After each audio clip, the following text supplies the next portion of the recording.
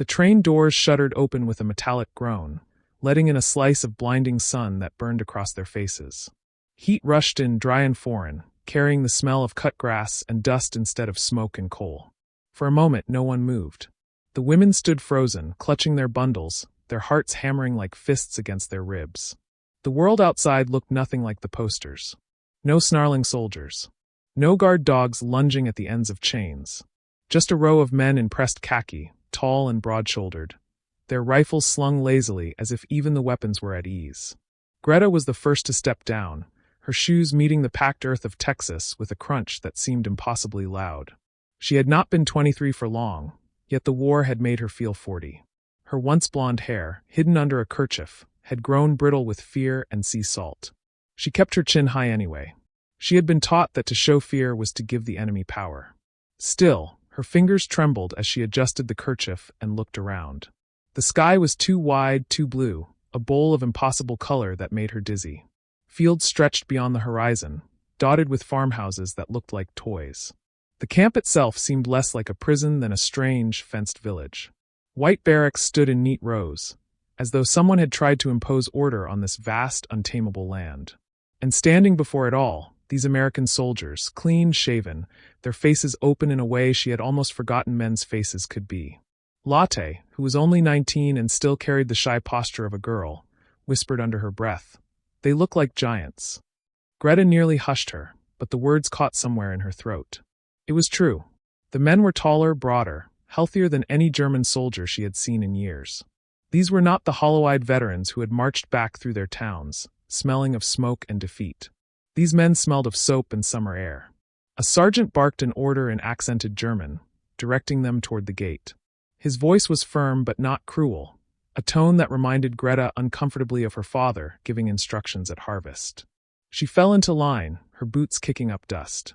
The other women followed, secretaries, telephone operators, Red Cross nurses, each carrying their own bundle of dread. Inside the wire, they were given water. Real water, cool and clear, not the brackish stuff they had grown used to. Some of the women drank too quickly and coughed. An American medic passed out tin cups, his freckles bright against his sunburned face. Greta noticed the way he smiled, almost apologetically, as if he knew how strange this must feel. Strange did not begin to cover it. For weeks on the ship she had imagined what awaited them. Punishment, hunger, humiliation. She had steeled herself for snarling guards and endless shouting. Instead, she found herself staring at the flag whipping lazily in the breeze, red, white, and blue, and wondering how a symbol of the enemy could look so unthreatening, even beautiful. They were led to their barracks, where cots stood in perfect lines and blankets were folded with military precision. The air inside smelled faintly of pine soap. It was not comfort, but it was not cruelty either. Latte caught Greta's sleeve and murmured, "Do you think they will starve us?" "No," Greta said, surprising herself with the certainty in her own voice. "No, I don't think they will." That night, they were served stew thick with meat and potatoes. Greta hesitated over her bowl, staring into it as though it might be a trick. The taste nearly brought her to tears. She had forgotten what fullness felt like, forgotten that food could have flavor instead of just weight. Around her, the women ate in silence at first, then with small, almost guilty murmurs of pleasure. Afterward, they were allowed outside for a brief walk within the fence line. The sky had deepened into a purple so vast it made Greta ache. She tilted her head back and felt the weight of it, the stars beginning to prick through like distant watchfires. Somewhere beyond the wire, crickets sang. Somewhere farther still, a train wailed in the distance, lonely and low. Greta felt something shift inside her. It was not trust, no, not yet, but something close to the first crack in a wall. The enemy was not faceless. The enemy had hands that offered water, voices that did not shout, and faces that sometimes smiled. She wrapped her arms around herself, unsettled by how much that frightened her. The guards passed by in pairs, silhouettes against the sunset, rifles glinting. One of them glanced her way and nodded, almost courteously, before moving on. It was such a small gesture that she almost missed it, but it sent a strange warmth through her. She was supposed to hate them. She was supposed to keep her mind sharp with fear and loyalty. But under the rising Texas stars, for the first time since her capture, Greta wondered what would happen if she didn't. The night settled over the camp like a heavy quilt, warm and inescapable. In the barracks, the women whispered in their cots, voices hushed but tinged with something that sounded almost like hope. Greta lay awake, staring at the rafters, listening to the hum of cicadas beyond the walls. Tomorrow, she thought, she would see those guards again. And tomorrow, she might find out whether the world was as dangerous as she had been told, or far more complicated. At dawn, the camp stirred with a soft rattle of boots on gravel and the distant clang of the mess bell. Greta woke to the sound of Latte humming under her breath, braiding her hair by the small rectangle of mirror nailed to the wall. The barracks smelled faintly of dust and soap, a clean scent that felt almost alien. Greta sat up, stretched, and felt the weight of her exhaustion slip off her shoulders, replaced by a strange alertness. The first night's terror had dulled into wary curiosity. Breakfast was served in a long hall that echoed with clinking tin cups and the low rumble of voices. The food was hot and plentiful: scrambled eggs, thick toast, coffee that smelled like something from another world. Greta had to force herself not to eat too fast, not to stare at the guards who moved among the tables with a casualness that was neither mocking nor cruel. Latte sipped her coffee, grimaced at the bitterness, then giggled softly as though she had just discovered a secret. The sound made Greta smile despite herself. Days fell into rhythm quickly. Mornings brought roll call under a sky that seemed to grow bluer with every sunrise. Work assignments followed: sorting linens, tending vegetable plots, repairing uniforms. Greta preferred the outdoor duties.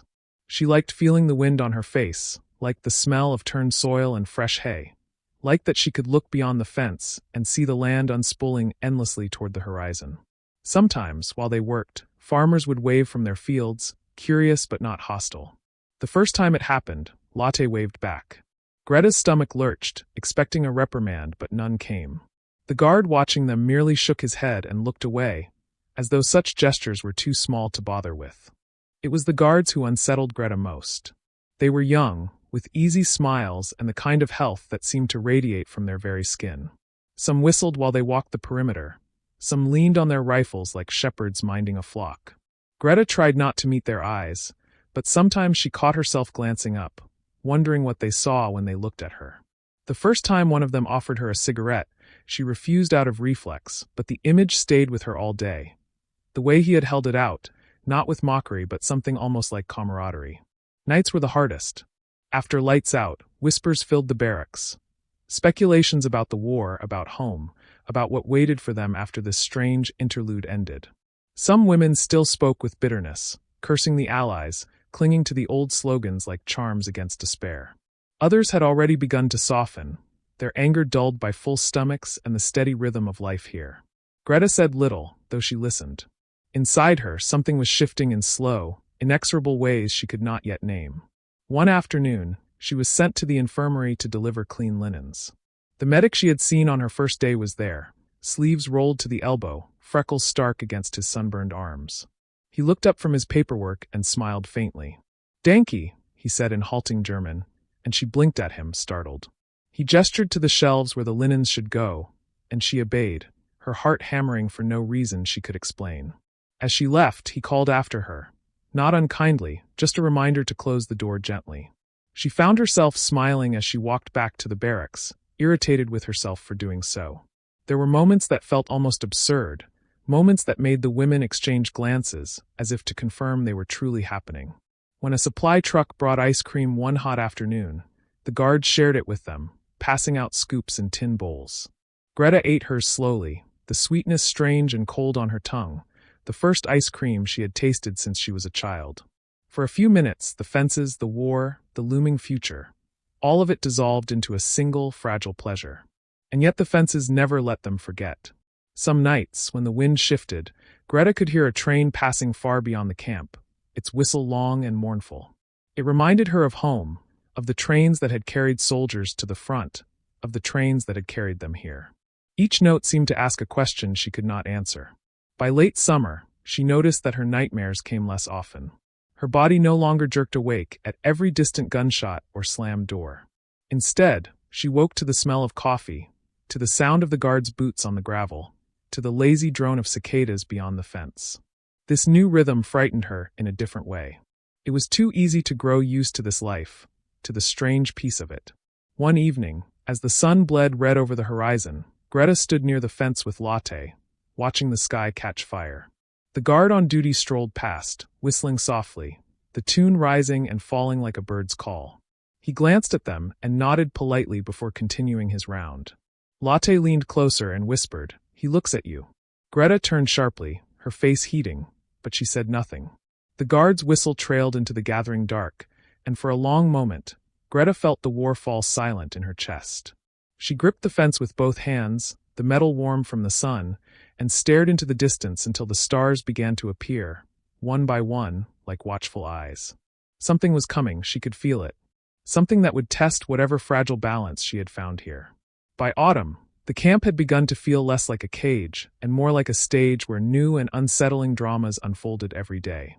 The women no longer flinched at the sight of guards or jumped at every shout. Their bodies had grown stronger on good food, their cheeks less hollow, their hair glossier than it had been in years. And with this slow restoration came something more dangerous: curiosity. Greta noticed it first in the way conversations changed. Around the Barak stove, women no longer spoke only of survival or ration cards back home. They began to talk about the Americans. They debated which guard walked with the straightest posture, which one might secretly know German, which one had smiled at which prisoner. Latte, bold as always, admitted that she had tried to mimic the way one of the farm girls outside the fence tied her scarf, just to see if he'd notice. Greta scolded her, but could not keep the corner of her mouth from twitching. The guards seemed to sense the shift as well. Their discipline remained, but there were cracks, small, human ones. A wink as they passed out tools, a muttered joke about the heat, a moment of shared exasperation when a cow escaped the pen during work duty and had to be coaxed back by a whole laughing crew of prisoners and guards together. That day ended with everyone, Americans and Germans alike, covered in dust, red-faced from the sun and laughter. For a brief, startling hour, the war might as well have been on the moon. Letters from home, when they arrived, carried a different kind of weight. They smelled of soot, of grief. Some brought news of bombed houses, missing brothers, fathers lost on the Russian front. Greta read hers at night, the paper trembling in her hands. Her mother's words spoke of shortages, of hunger, of neighbors turning on each other. And yet, by the light of the Barak lamp, Greta felt the strange dissonance of reading about ruin while sitting on a clean cot with a full stomach. Guilt gnawed at her, but so did something like gratitude. The medic became part of her routine. She was sent more frequently with linens, with lists, with errands that could have been done by anyone but always seemed to fall to her. He had learned more German by then, enough to ask simple questions. Had the work been hard today? Did the food taste too salty? She found herself answering, sometimes adding little jokes of her own. Once, when he apologized for the camp coffee, she told him it was better than the brew in Berlin, which had once contained roasted acorns. His startled laugh warmed her like sunlight. Evenings brought music now, an accordion one night, a gramophone another. Someone organized a play, and Greta watched from the back as the women performed a silly comedy about a farmer who loses his boots. The laughter that filled the hall felt lighter than any they had known since before the war. Latte teased Greta afterward, insisting she had seen her smiling at one of the guards in the corner. Greta denied it, but her ears burned as she lay awake, staring at the rafters, wondering if the accusation was true. What frightened her most was how normal it all was beginning to feel.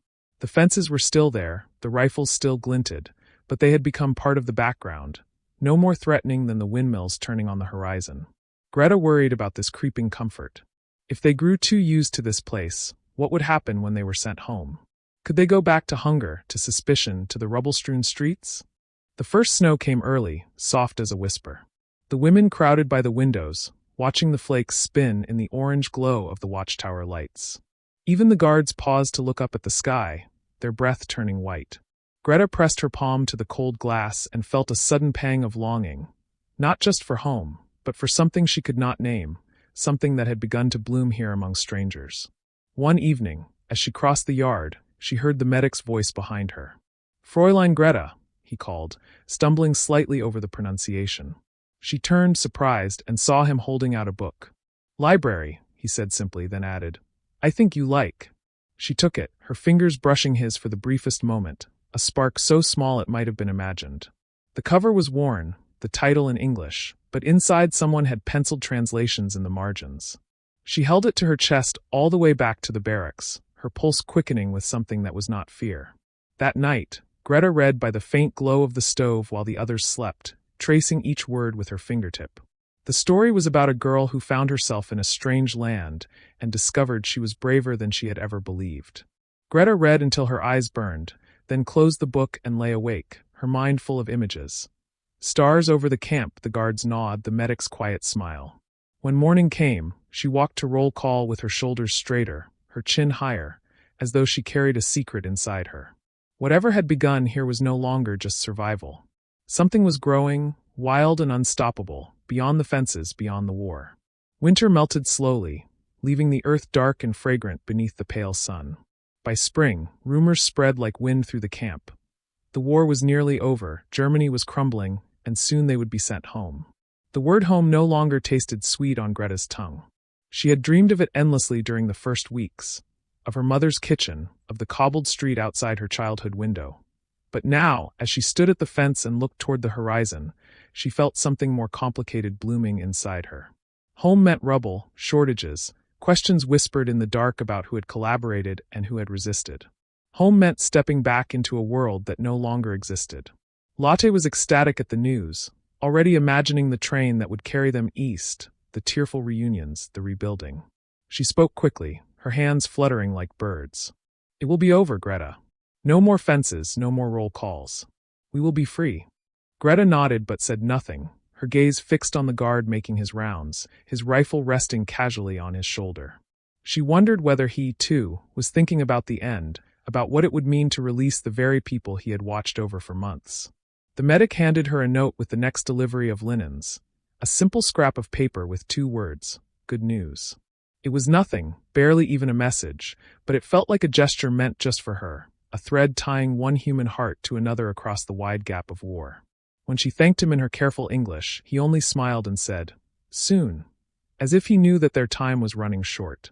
As the days lengthened, the camp took on a strange mood, half relief, half mourning. The women talked of the future with shining eyes, but at night Greta heard the restless sighs, the tossing and turning on the cots. Even freedom could feel frightening when you had begun to understand the rhythm of captivity. Then the news came officially, Germany had surrendered. The guards lined them up and read the statement aloud, their voices solemn. Some women wept with joy, others simply stared. Greta felt a hollow bloom open inside her chest. The war that had shaped every hour of her young life was over. She should have felt light as air, but instead she felt heavy, as though the ground itself had shifted. Preparations for departure began immediately.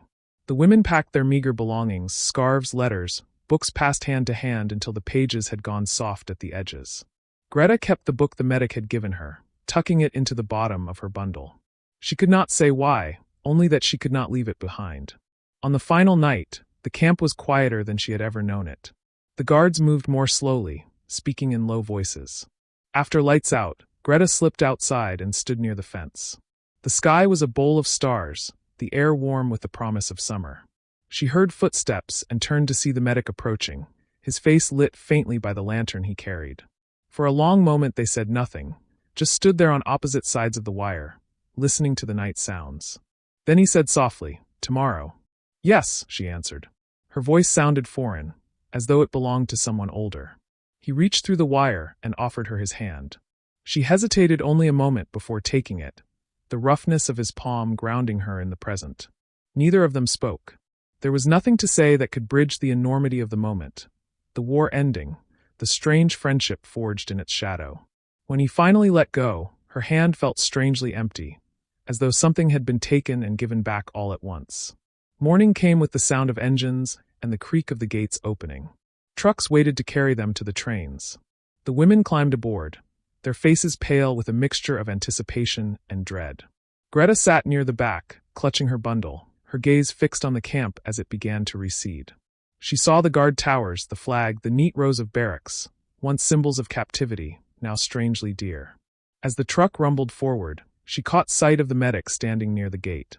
He raised a hand in farewell, a small gesture that pierced her like an arrow. She pressed her palm to the window, holding it there until the camp was nothing but a smudge in the distance. The road stretched out before them, dusty and endless. Lotte chattered about home, about bread fresh from the oven, about planting flowers where bombs had fallen. Greta listened, but her eyes were fixed on the horizon, where the sky and earth met in a line of blinding light. Something had changed inside her during those months behind the wire.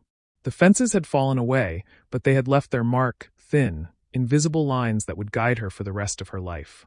She no longer saw the world as she had before, no longer believed in enemies as faceless shadows.